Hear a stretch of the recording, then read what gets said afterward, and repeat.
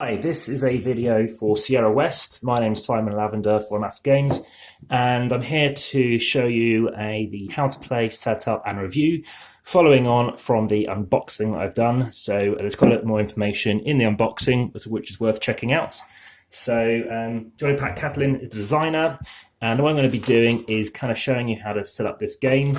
And as you may have seen, I've already bagged this a lot more than the amount of bags that came in the game. Definitely lacking, and I did find that in all these kind of compartments there are 4 modules to the game, and I've already kind of put them away. And just for module 3, which you'll see me explain in a moment, I've put the relevant components in there. Module 4, I've got some bits in here, especially when you're playing with more players, and we're going to be playing it on the first module because the setting is the 1840s. It's going to be the gold rush, and this is a solo playthrough. We have going to do some mining, and I believe it's probably the late 1840s. I think 1849 was that gold rush.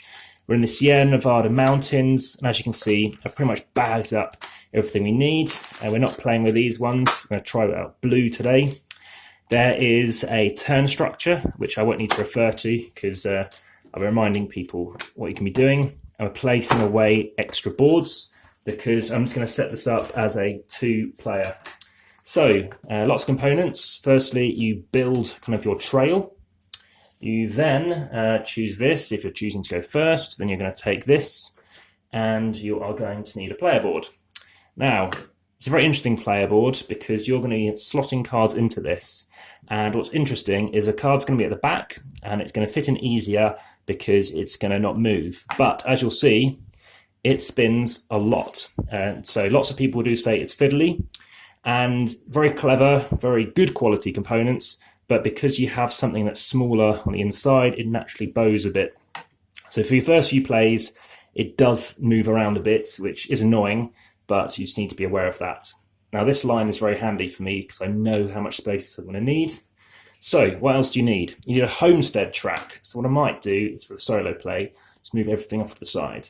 So first player, we have the homestead track. Basically, we are going out, we're going to literally just arrive into the area. We're looking to go to the orchards and to get some food, to call it foraging or something like that. We are looking to make sure that we have enough food, enough wood, some lumber, some timber, and some stone, just to make sure that we're able to build our cottages and stuff like that. Now, I have already bagged up some of the components. So these are now this is something from IKEA. And these are just little cupcakey things which you can actually make muffins in and stuff.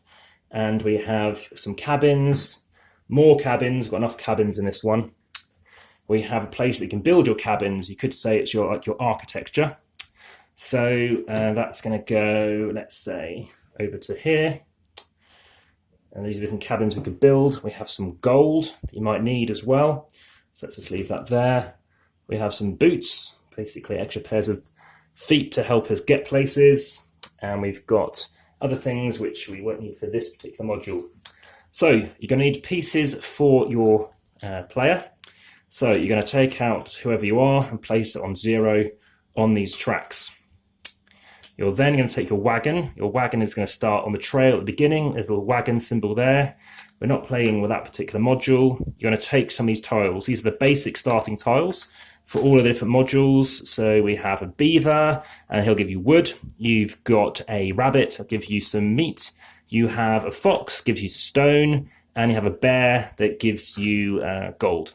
So these all start face down. They're worth -3 points. So it's a game about getting the most points, and the end wins. You have cabins, they're all empty at the minute. But if you manage to get the relevant points, you'll cover these over, and you're not going to lose points there as well. So you're also going to take a pioneer that goes down here. This is called a tan path pioneer. Basically, it's going along the lower grounds closest to maybe where you've been cutting up areas near to your campsite. You've also got your hat pioneer, your green path pioneer. He's a bit further out. And as we'll find from the cards, it's typically easy to get some stuff because closer by there are going to be some costs. Let's say you're competing. You have a little frontiersman. They go here at the start of what's called the mountain. And if you have another player, you'd have them just set off to the side or opposite, or we generally have them off to the side, which means somebody can only view the mountain in one direction.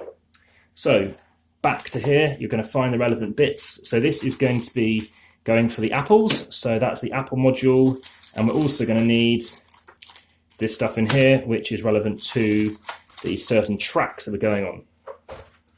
So this is what we highly recommend, I recommend, and also the rulebook recommends as the one to start off on, because this is the simplest one to explain based on the fact that some resources are competing. So you're going to need some extra resources, which is why I've bagged them up in a separate bag. This one is for extra players, so that can go away. And when you open this up, there are some other bits. So you put on the apple marker there.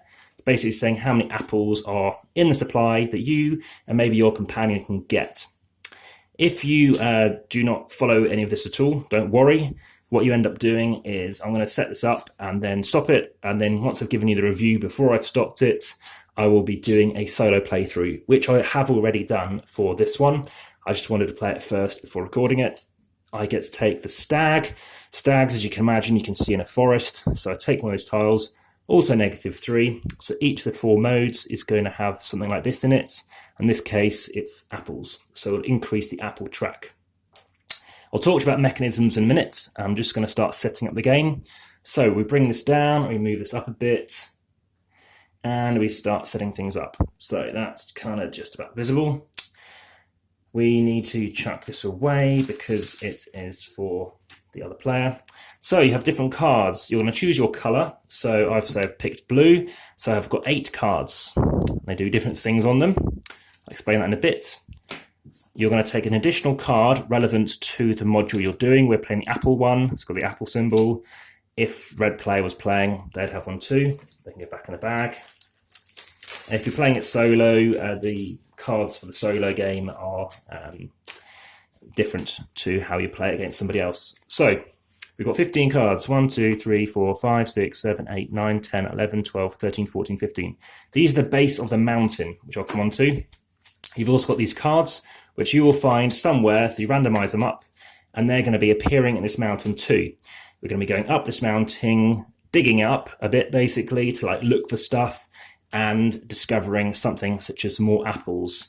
So you place, there are 6 cards here, you place 1 at the bottom, and basically if you move your wagon along, as we're proceeding around this area, it allows me to grab an apple.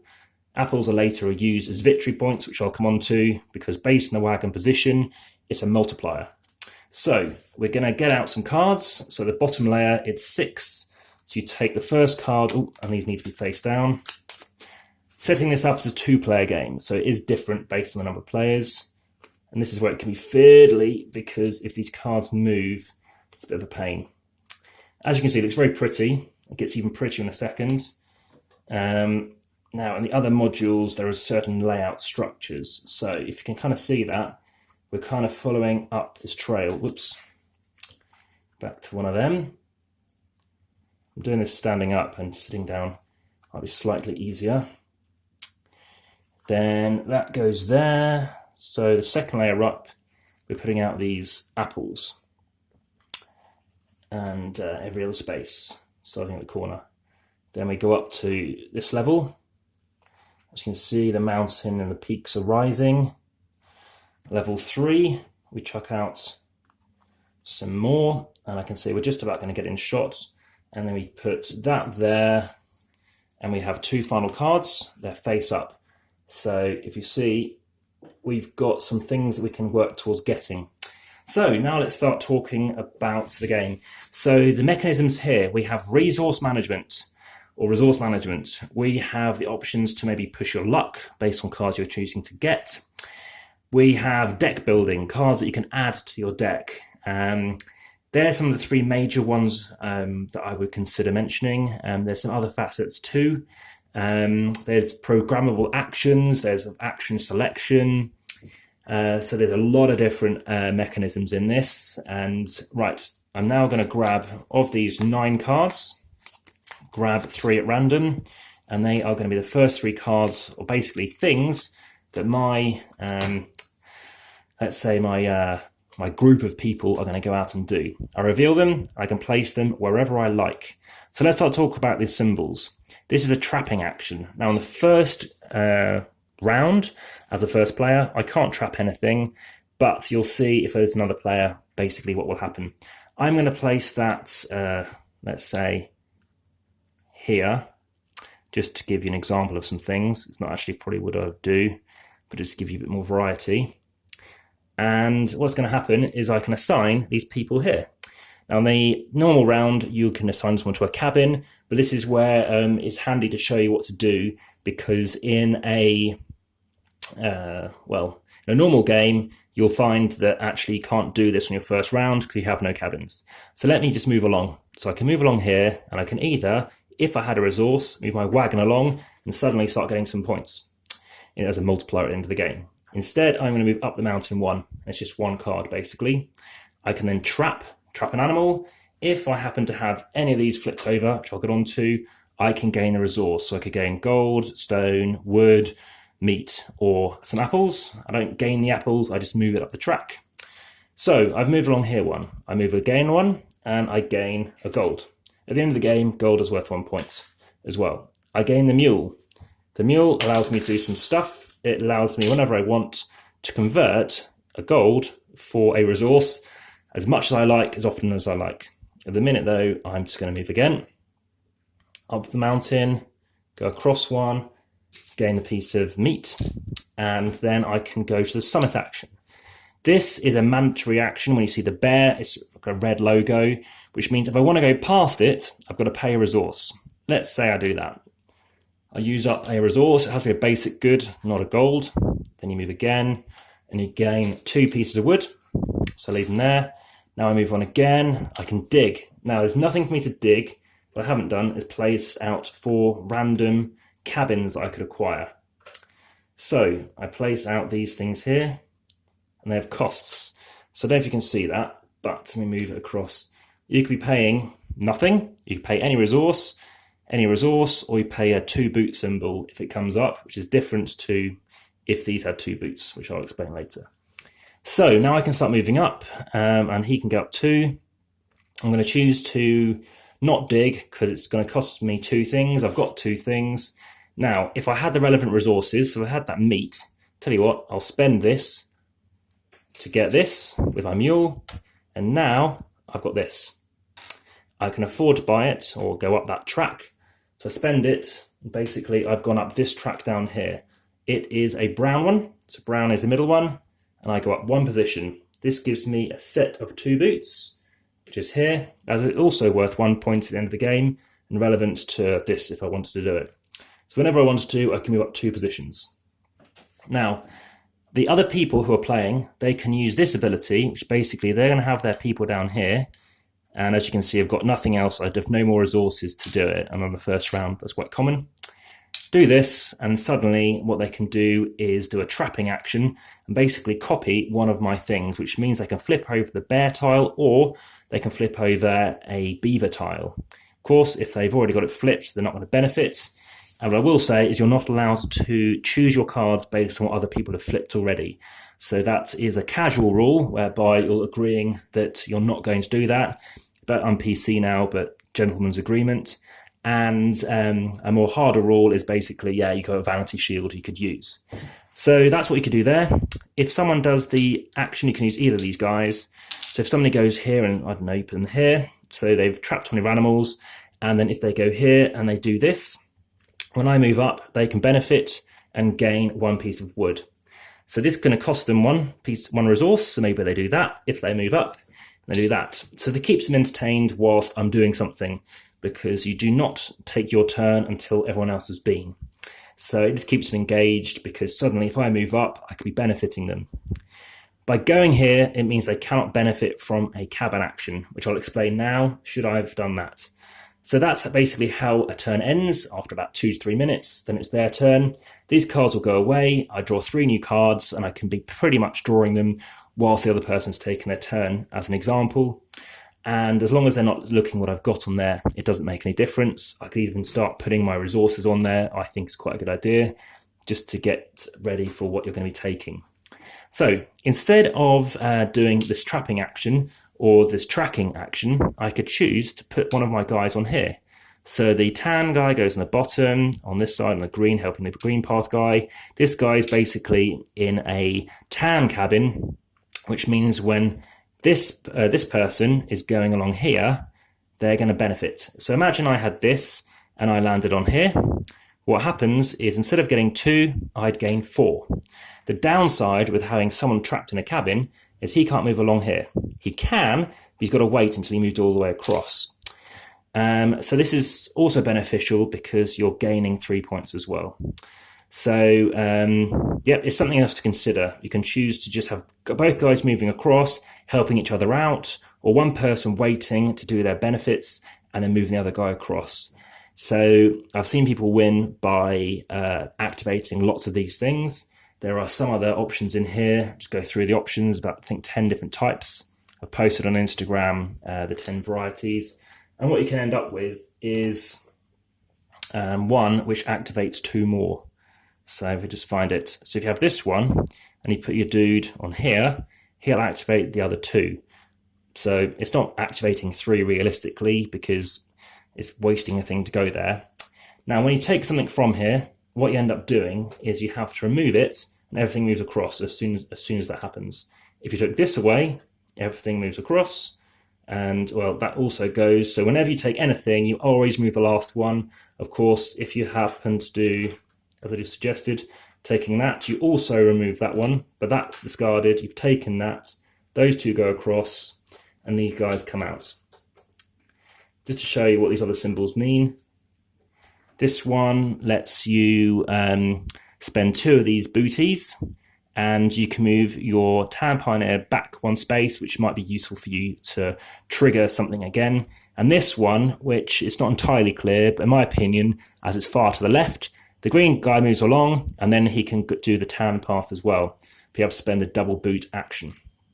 Now, these cards here, sometimes they have a pair, which is different to like a double, or double is different to a pair. So it's got to be the right symbology. The game continues. So imagine I managed to get to the top. I would take that card. I can either add it to my discard pile, which you leave face up, or you place it at the top of your next hand.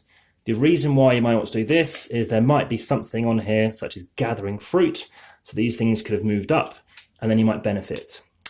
If you happen to move this along, it means that when certain things happen, such as gathering fruit, you would gather whatever is below. So you'd gather, say, 1 apple, and at the end of the game, you could be increasing your apple thing by doing things like that, spending 3 apples to increase your thing. So this goes up 1. My multiplier, if I was over here, which isn't too uncommon, 4 times that, I'm getting 4 victory points.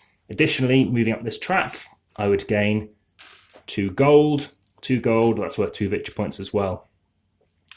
And somebody can't track you either. So it's very interesting how you should balance it. Again, if you choose to go for the skinning the furs and stuff like that, you're spending the green ones.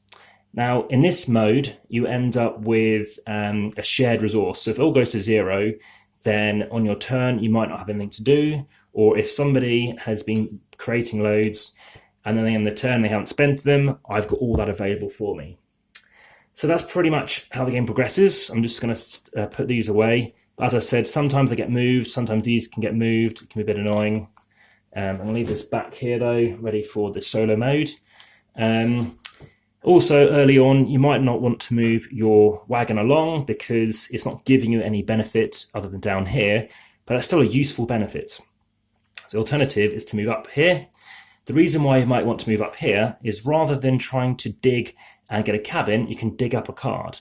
If you dig up a card, then each card is worth more and more victory points. So 1 will give you 6 points, 2 will give you, 1 will give you 1 point, 2 will give you 3, and in a 2-player game, you're probably competing over 6 or 7, that's 20 or 25 victory points. So getting at least 5 victory points a card is better than digging up and losing 3 points on this. The difference being is you could obviously get some multipliers on here. Having said that, by digging up cards, you could use those cards for certain extra abilities. So, the rulebook.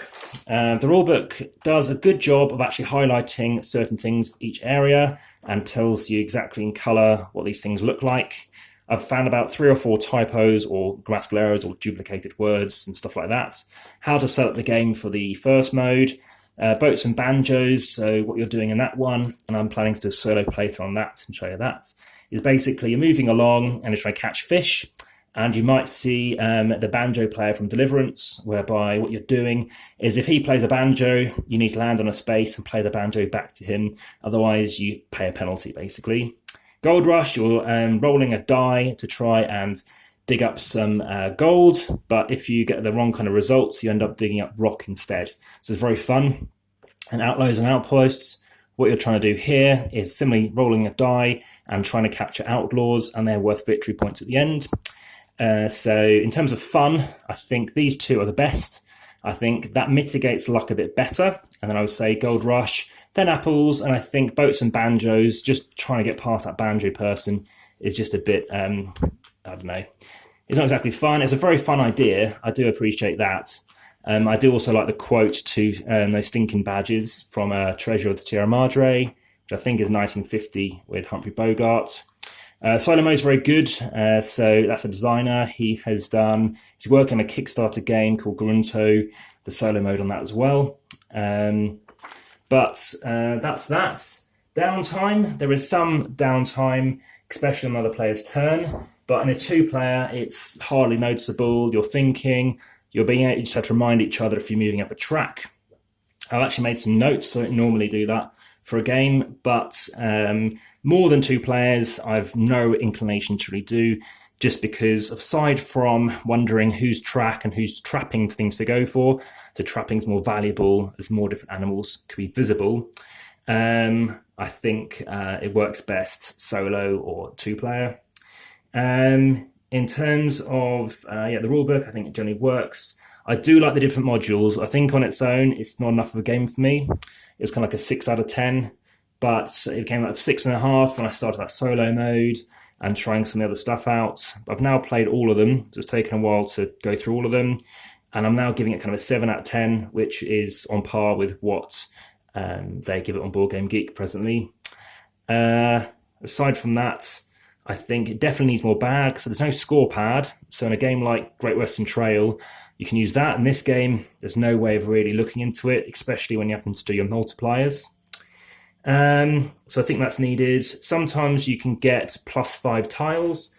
So what they give you, show an example, you can basically convert. So resources aren't finite, but the downside is I think realistically they could just have like a bigger cube or bigger component to represent 5 or something. Because even in a two-player, you can run out of gold, especially on the gold panning one.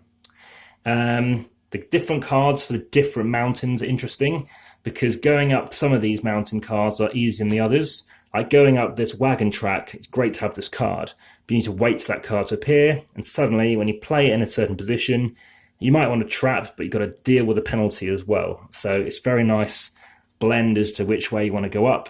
These tracks are good too, because you might max one and find out that, well, all you can do is max it again, and you can't go any higher than that.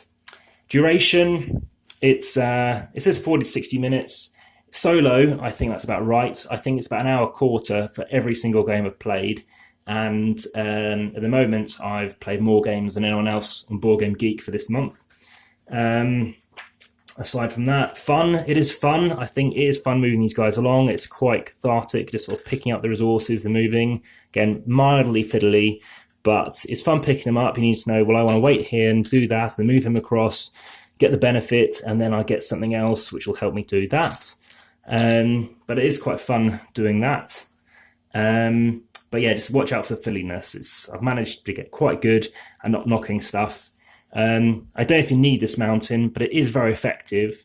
The game triggers at the end in terms of when you'll have to think about how to max your score for the end of the game, is when all of these 5 extra cards come out. So down here, if one's remaining, then you can start working on just these other kind of cards. But if this card comes out, it'll immediately come down here. And if it's the final card, then you'll finish that round, you'll play one more round, and that's it. I think it's quite easy to play. You just need to move along. You just need to be aware of, is it better to do this or do that? Do you think you might get the mule? May you not get the mule? It is interactive in the sense that somebody wants a card instead of you. If you get bumped off a card, then basically you get a pair of boots as well. So you get one of those if you're on the top card, but you didn't have the digging action. I do like the modules, as I said. They are quite different. Still the same kind of playability. You've got this mountain, you need to move along. But cards like this, as I said, they're not in all of them as frequently, so you've got to consider that. The mechanisms seem to work. I think the theme is quite strong. I like the idea of gold panning and you have to roll, and if you might end up with those of rock as opposed to gold. The components are good. I do like the artwork as well. I think if it was cartoony, it'd be fine, but it's very thick. That box, as I said before, is a very thick box, probably the thickest kind of card I've felt just on the box itself. The inlay and tray is generally fine, but again, you need lots more bags, I think, to get bits out. I think there's generally enough components. It's just the gold, but you do have the 5 times. I just think an alternative could have been better. There's enough variation. Again, boats and banjos might skip on more, but all the others I've played at least once, and apples I've played at least twice. I've played the gold digging one as well 3 times now. I think it's called Gold West. Let me double check the name of that one. Gold Rush. And yeah, I think that kind of covers everything off. Just be aware that you just need to, watch out for some certain bits. But apart from that, no, it's a nice, fun kind of game, and it's not too long, which I think's a benefit, because I don't think it would hold its appeal for much longer. But as I said, 1 to 2 players is best. You've also got other things such as just spending bullets, like in the Outlaw one, and getting sheriff cards. Scoring is quite close. We've had scores within 2 of each other, which goes to show that, say, getting a sheriff card is worth 3 points. So you might have some luck whereby you draw a card and it lets you get that sheriff card on that final turn. And if you're the second player and you get that, then of course you're gaining it. And that's led to a swing in who won the game in 2 occasions. So there's some things like that you need to be aware of, because you could gain a card which is a card from the top, which will give you the sheriff thing. You put it to your top of your deck and play that.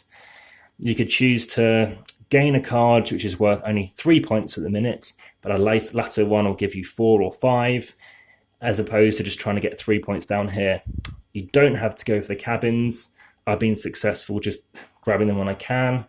You don't need to be fully up on this track either, but you can get up here quite quickly. It's just worth it when you're trying to gain something from down the bottom. Now, in one of the ones in the boats and banjos, you're going to have a canoe, and they're going out, and you can gather fish.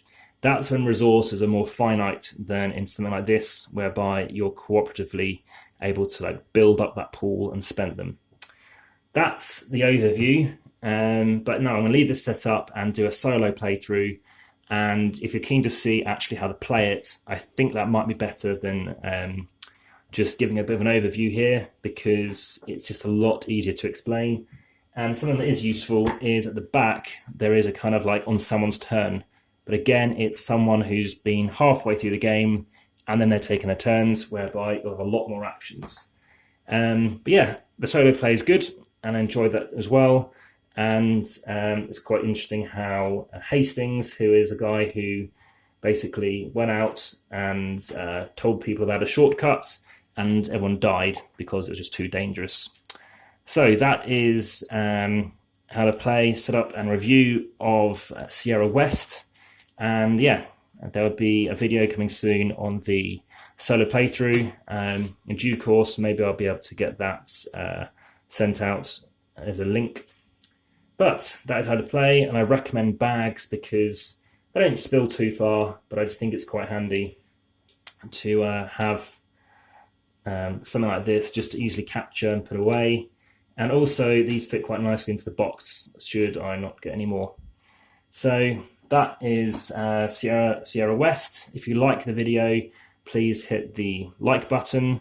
If you, then I get to know you like it.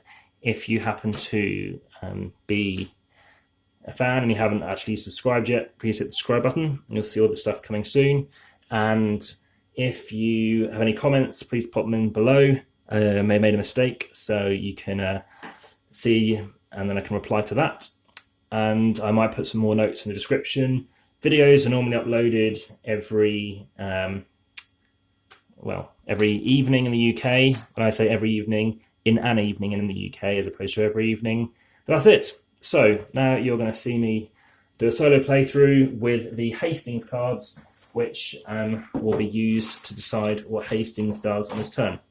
So I need to grab the relevant bits for that. And away we go. So thank you very much, and I'll speak to you again soon. Take care. Bye-bye.